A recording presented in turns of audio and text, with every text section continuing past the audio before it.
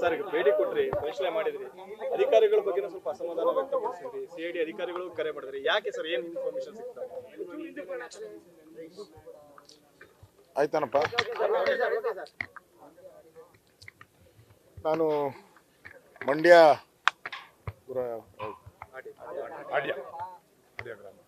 ಮಂಡ್ಯದ ಆಡಿಯ ಗ್ರಾಮಕ್ಕೆ ಬಂದಿದ್ದೀನಿ.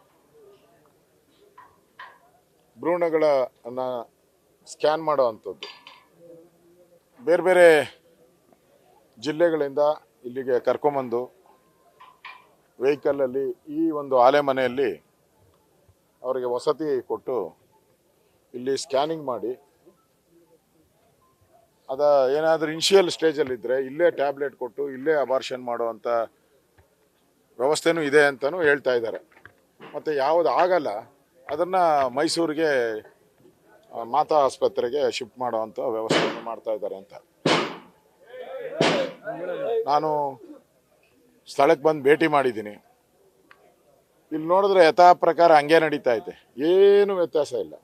ಈಗ ನಡೆಯುವಂಥ ಘಟನೆ ನಡೆದಂಥ ಜಾಗನ ಪೊಲೀಸರು ಮಾಜಾರ್ ಮಾಡಬೇಕಾಯ್ತು. ಮಾಜಾರ್ ಮಾಡಿ ಅದಕ್ಕೆ ಸರ್ಕಾರದ ಸೀಲ್ ಹಾಕ್ತಾರೆ,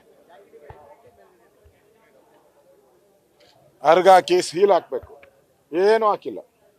ಈಗ ಆಲೆ ಮನೆ ಮಾಡ್ತಾನೆ ಇದ್ದಾರೆ, ಬೆಲ್ಲ ಮಾಡ್ತಾನೆ ಇದ್ದಾರೆ.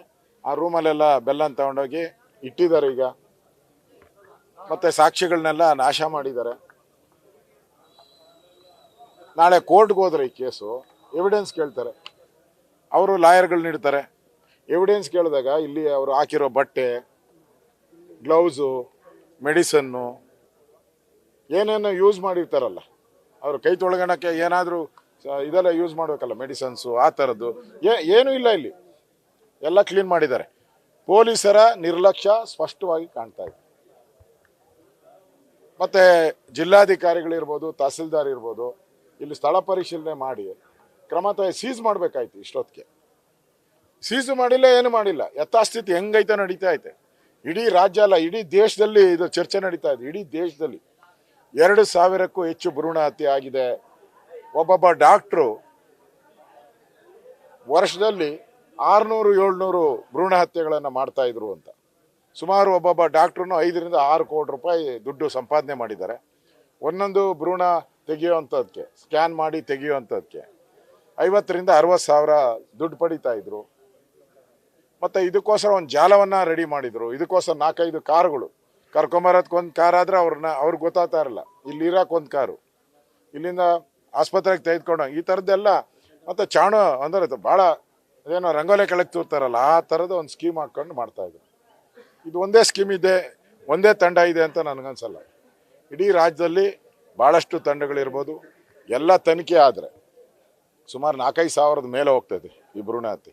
ಇವತ್ತು ನಾನು ಹೇಳಿದೆ, ಮಂಡ್ಯದಲ್ಲಿ ನೆನ್ನೆ ಅಧಿವೇಶನದಲ್ಲೂ ಹೇಳಿದ್ದೀನಿ, 1000 ಜನಕ್ಕೆ 876 ಜನ ಇದ್ದಾರೆ ಹೆಣ್ಣುಮಕ್ಕಳು ಇಲ್ಲಿರೋ ಅಂಥದ್ದು. ದಾವಣಗೆರೆಯಲ್ಲೂ ಅದೇ ಸ್ಥಿತಿ, ರಾಮನಗರದಲ್ಲೂ ಅದೇ ಸ್ಥಿತಿ. ನಾನು 10 ಜಿಲ್ಲೆಗಳನ್ನು ಲೆಕ್ಕ ಕೊಟ್ಟಿದ್ದೀನಿ. ಅಂದರೆ ಕಳೆದ 10 ವರ್ಷದಿಂದ ಹೆಣ್ಮಕ್ಕಳ ಸಂಖ್ಯೆ ಜಾಸ್ತಿ ಇತ್ತು, ಇಲ್ಲ ಈಕ್ವಲ್ ಆಗಿತ್ತು. ಈಗ ಹೆಣ್ಮಕ್ಕಳ ಸಂಖ್ಯೆ ಕಡಿಮೆ ಆಗ್ತಾ ಇದೆ. ಕೆಲವು ಜಿಲ್ಲೆಗಳಲ್ಲಂತೂ ಭಾಳ ಕೆಳಗಡೆ ಹೋಗ್ತಾ ಇದೆ ದಿನದಿಂದ. ಈಗ ನಮ್ಮ ವರ್ಲ್ಡ್ ಹೆಲ್ತ್ ಆರ್ಗನೈಸೇಷನ್ ಅವರು ಕೂಡ ರಿಲೀಸ್ ಮಾಡಿದ್ದಾರೆ, ಇನ್ನು 20 ವರ್ಷ ಆದರೆ ಸುಮಾರು 60-70 ಲಕ್ಷ ಹೆಣ್ಮಕ್ಳು ಕಡಿಮೆ ಆಗ್ತಾರಂತೆ. ಇದು ಸಮೀಕ್ಷೆ ವರದಿ ಬಂದಿರೋವಂಥದ್ದು. ಹಿಂಗಾದರೆ ಇಲ್ಲಿನ ಸ್ಥಿತಿ ಏನು? ಸರ್, ಕೆಲವೊಂದು ಟೆಕ್ನಿಕಲ್ ಪಾಯಿಂಟ್ಗಳನ್ನ ತಾವು ಹೇಳಿದ್ರಿ. ವಿರೋಧ ಪಕ್ಷ ನಾಯಕರು ಬಂದೇ ಇದನ್ನ ಹೇಳ್ಬೇಕಾ, ಆಗ ಅಧಿಕಾರಿಗಳಿಗೆ ಇದ್ರ ಬಗ್ಗೆ ಮಾಹಿತಿ ಇಲ್ವಾ, ಏನು ತಾವು ಪ್ರಶ್ನೆ ಮಾಡ್ತಿದ್ದೀರಾ? ಅಧಿಕಾರಿಗಳ ಬಗ್ಗೆ ಎಚ್ಚರನೇ ಇಲ್ಲ ರೀ. ಅವರು ಸುಮ್ಮನೆ ನಾನು ಬಂದಿದ್ದೀನಿ ಅಂತ ಬಂದಿದ್ದಾರೆ ಅಷ್ಟೇ. ನಾನು ಕೇಳಿದೆ, ನಂದಲ್ಲ ಸರ್ ಅಂತಾರೆ, ನಮ್ಮ ಸಂಬಂಧನೇ ಇಲ್ಲ ಅಂತಾರೆ. COD ತಗೊಂಡಿದ್ದಾರೆ ಅಂತ ಹೇಳ್ತಾರೆ. COD ಆಮೇಲೆ ಫಸ್ಟು ಐಡೆಂಟಿಫೈ ಆಗಿದ್ದು ಯಾರು? ಪೊಲೀಸ್ ಐಡೆಂಟಿಫೈ ಮಾಡಿದ್ದು. ಹೆಂಗೆ ಐಡೆಂಟಿಫೈ ಮಾಡಿದ್ರು? ಬೆಂಗಳೂರಲ್ಲಿ ಒಂದು ಏನು ಸಂಶಯ ಬಂದಂಥ ಕಾರನ್ನು ಟ್ರ್ಯಾಕ್ ಮಾಡಿದಾಗ ಅದರಲ್ಲಿ ಮಹಿಳೆ ಇದ್ದಿದ್ದು ಕಂಡು ಬಂದಿತ್ತು. ಮಹಿಳೆ ಇದ್ಕೊಂಡು ಅದನ್ನು ಟ್ರ್ಯಾಕ್ ಮಾಡಿದಾಗ ಗೊತ್ತಾಗಿದ್ದು, ಈ ಸ್ಥಳ ಗೊತ್ತಾಗಿದ್ದು.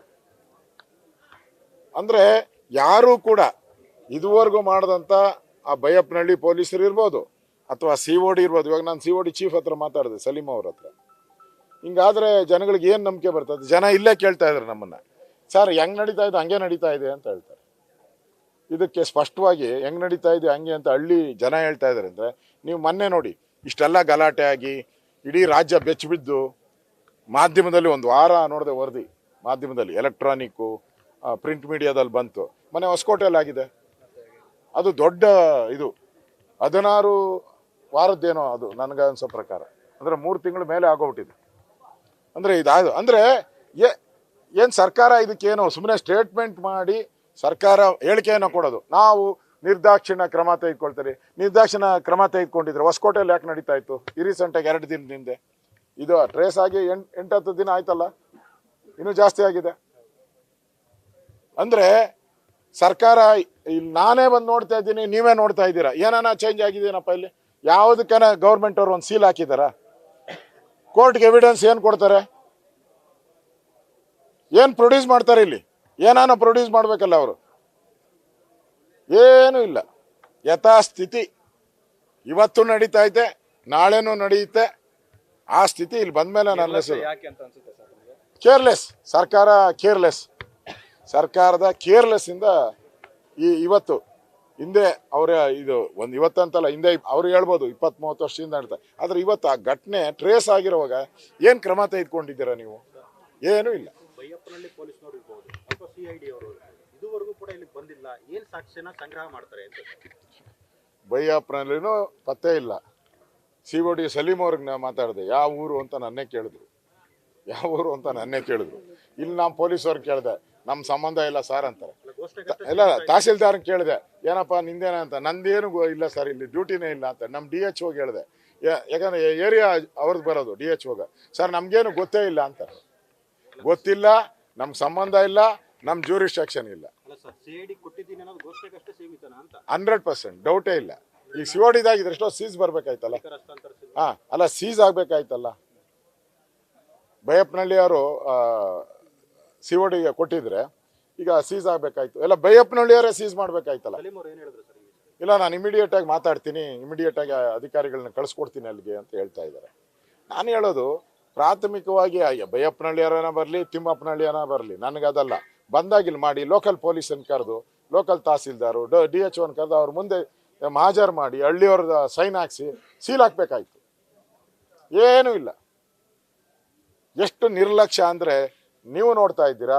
ನಾನೇನೋ ಅಂತ ತಿಳ್ಕೊಂಡು, ನಾನು ಇಲ್ಲಿಗೆ ಬಂದಾಗ ನಾನು ತಿಳ್ಕೊಂಬಂದಿದ್ದು ಏನು, ಎಲ್ಲ ಏರಿಯಾ ಪೂರ್ತಿ ಸೀಸ್ ಆಗೋಗ್ಬಿಟ್ಟಿರ್ತತೆ, ಎಲ್ಲ ಟೇಪ್ ಹಾಕ್ಬಿಟ್ಟಿರ್ತಾರೆ, ರೆಡ್ ಟೇಪ್ ಹಾಕಿ ಪೊಲೀಸರು ಕಾವಲು ಹಾಕ್ಬಿಟ್ಟಿರ್ತಾರೆ. ಇಲ್ಲಿ ನಾವು ಪೊಲೀಸರನ್ನ ಬ್ಯಾರಿಕೇಡ್ ತೆಗಿಬೇಕು ಅಂದ್ರೆ ಹೆಂಗಪ್ಪ ಹೋಗ್ಬೋದಾ ಅಂತ ಕೇಳಬೇಕು ಅಂತ ಬಂದೆ. ಇಲ್ಲೇನಿಲ್ಲ, ಓದೋರು ಓದಂಗೆ, ಬಂದವ್ರು ಬಂದಂಗೆ, ಹೇಳೋರು ಕೇಳೋರು ಯಾರು ಕಾಣಿಸ್ತಾ ಇಲ್ಲ.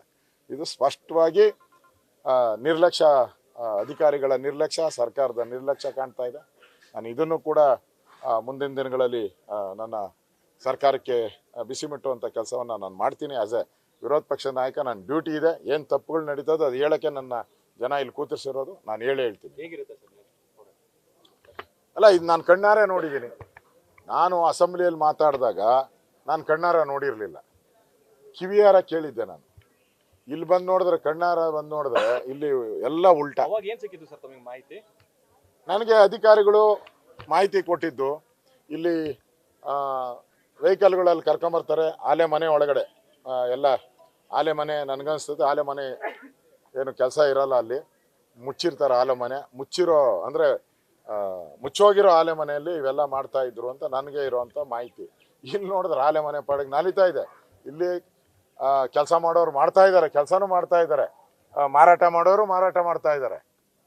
ಮಾರಾಟ ಕೆಲಸ ಎಲ್ಲ ಅಂದರೆ ಎಲ್ಲರೂ ಸೇರಿದ್ರೆ ಒಂದು 20-30 ಜನ ಆದಂಗೆ ಆಗ್ತಾರೆ ಇಲ್ಲಿ. ಇಷ್ಟಿದ್ರೂ ಕೂಡ ಏನು ನಡೆದೇ ಇಲ್ಲ ಅನ್ನೋ ರೀತಿ ಸರ್ಕಾರ ಇರೋದು ನಾಚಿಗೇಡಿನ ಸಂಗತಿ ಅಂತ ಅನಿಸ್ತದೆ. ನ್ಯೂಸ್ ಫಸ್ಟ್ ನಿರ್ಭೀತಿಯಿಂದ ನಿಮ್ಮ ಪರವಾಗಿ.